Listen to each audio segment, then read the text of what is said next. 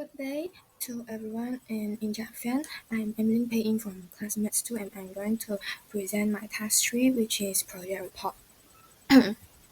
So for the introduction, mathematical reasoning is an important part of learning mathematics because it really helps students to understand the concepts but not just memorize the steps. It allows them to explore patterns, make logical connections, and think critically about problems. So when the students reason mathematically, they also learn how to justify their answer, compare different strategies, and communicate their ideas more clearly. So overall, this course, which is mathematical reasoning, helps students to build a deeper and more meaningful understanding of maths. So this is my non-routine problem. The question is, a rectangular school garden measures 10 meters long and 8 meters wide. The gardener plans to build a uniform shaded path of width all around the inside of the garden. The remaining inner rectangle will be used for planting flowers.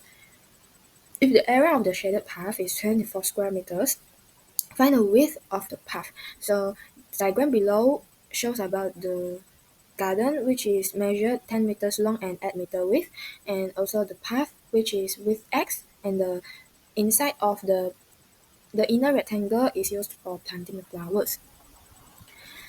So the first solution, which is solution A, is done by group. So we use Polya techniques to do the solution so that it can be more organized. So our group had done this solution and for the step 1, which is understand the problem. So we understand that the garden is a rectangle measuring 10 meters times 8 meters, and a uniform shaded path of width x is built inside the garden surrounding the flower area.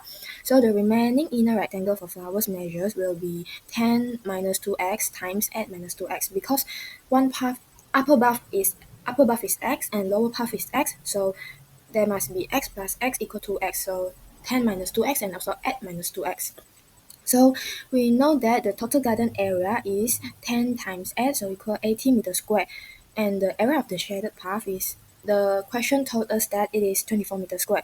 So the relationship between these two areas is that the area of the path equal to the area of the total area minus to the inner garden area. So we can do the equation, which is 24 equal to 80 minus the bracket 10 minus 2x times bracket 8 minus 2x bracket. So the unknown x affects both length and width, leading to a quadratic relationship. So what we need to do for this question is that we need to find the width of the shaded path, which is the x. So now we are going to the step 2, which is devise a plan. So after discussing, we decide to use the given relationship, which is the 24 equal to 80 minus 10 minus 2x times 8 minus 2x.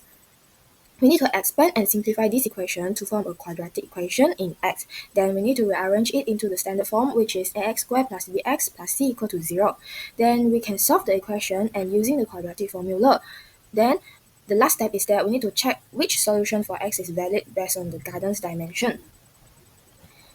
So now for step 3, we are going to carry out the plan, means that we are going to do out the steps that we devised just now. So we need to start with the equation. Like just now what I said, we need to expand and simplify it. So we can just expand the 10 minus 2x and add minus 2x first. It will become 80 minus 36x plus 4x squared. Then we can continue to do it until it becomes 24 equal to 36x minus 4x squared, and we need to rearrange to form a quadratic equation in the standard form, which is x squared plus bx plus c equal to 0. So we put the x squared as the subject, put in front, so it becomes 4x squared minus 36x plus 24 equal to 0. Then we can divide by 4 since that 3 can divide by 4, like 4 divided by 4 is 1, so we get x squared. Negative 36 divided by 4, we get negative 9, so we have minus 9x, and 24 divided by 4, we can get 6.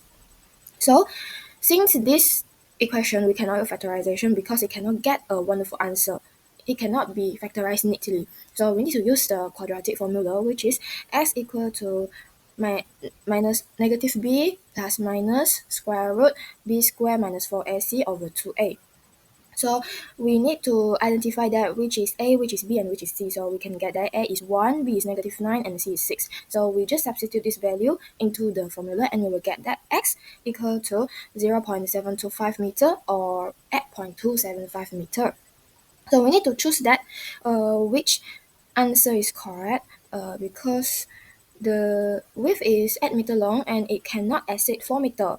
So we will know that at 0.275 meter, this answer was rejected.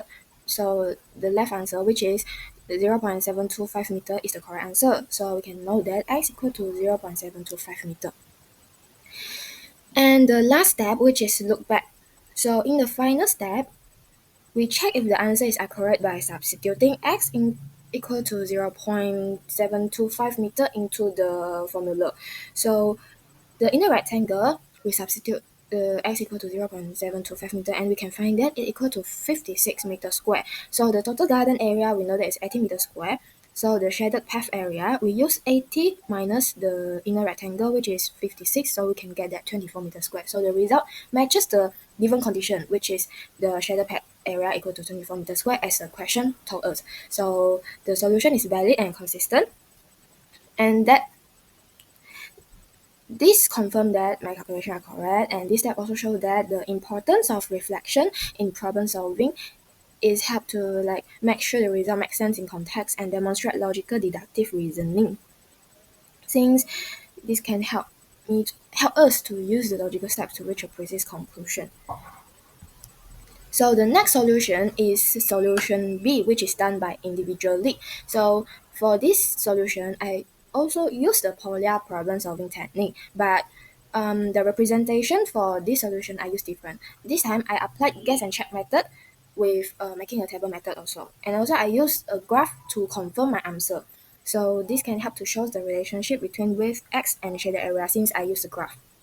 So why I use this form of representation, since it combines logical reasoning with visual understanding.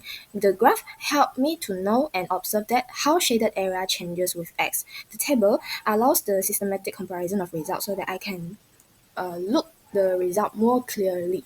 And this type of representation also encourages exploration, prediction, and reflection, and also promotes conceptual understanding.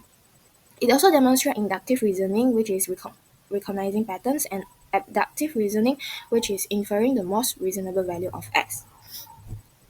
So for the calculation, I use the Polya technique in the calculation. So the step 1, understand the problem. I already know that total garden area is 80 meter square, shaded path area is 24 meter square, inner flower area dimension equal to 10 minus 2x times 8 minus 2x. So the relationship is ax equal to 80 minus 10 minus 2x times 8 minus 2x, and we needed to find x when ax equal to 24. This forms a quadratic relationship between ax and x, so I use guess and check method to estimate x values and the shaded area.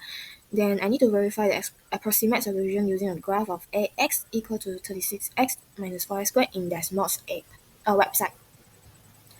And the second step, devise a plan. So like what I said, I use the guess and check strategy instead of algebra solving, and I will substitute several values of x between 0.4 m and 0.8 m.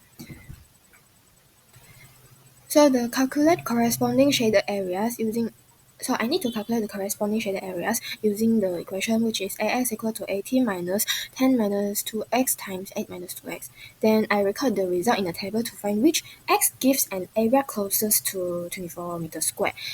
And then I not sorting, but just using the Desmos graph of ax against x to observe how shaded area changes. Then the graph can use to visualize the relationship and confirm the best estimation of x. So I apply both experimental reasoning, which is testing values, and visual reasoning, which is interpreting graph in this solution.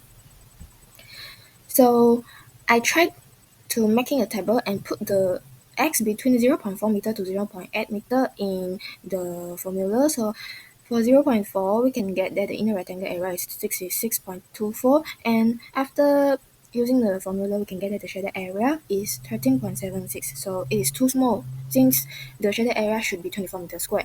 So if x equal to 0.5, we can get that the inner rectangle area equal to 63 meters square, and the shaded area is 17 meters square, and it is also smaller than 24.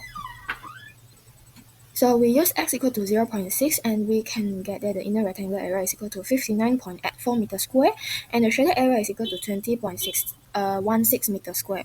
But it is too just small, but it's small than 24 again, although it's like very close to 24 meters squared.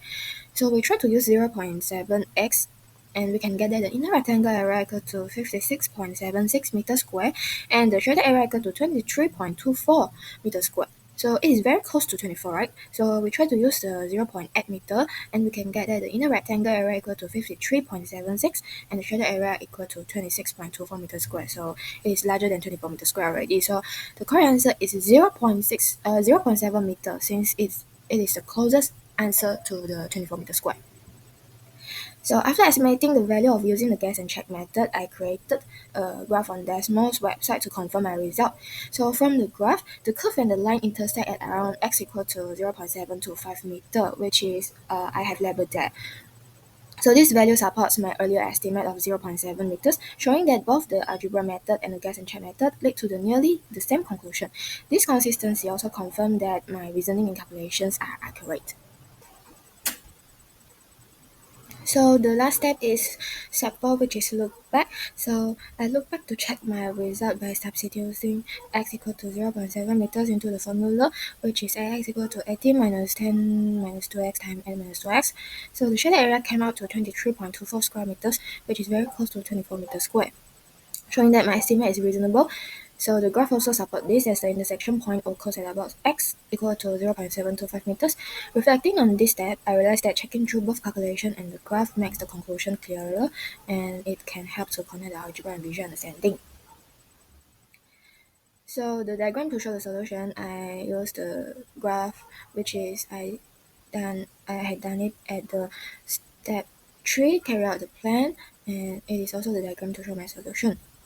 So the analysis and interpretation. From my results, I found that the shaded area of 24 meters square occurs when the path width is about 0.7 meters. The pattern shows that as the width increases, the shaded area increases quickly at first and then more slowly, forming a smooth curve. By analyzing the table and graph, I realized that even small changes in width can cause large changes in the area.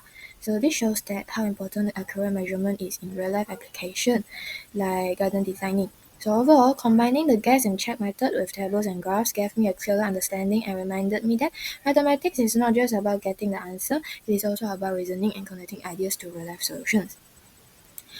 So for the conclusion, mathematical reasoning involves exploring, connecting, and justifying the ideas, not just solving problems. Okay, so for group, we had used the algebra method and deductive reasoning to solve the problem logically. But for individual, I use guess and check with table and also a graph. Then this method apply inductive reasoning to find the patterns. So different reasoning methods can lead to the same valid conclusion.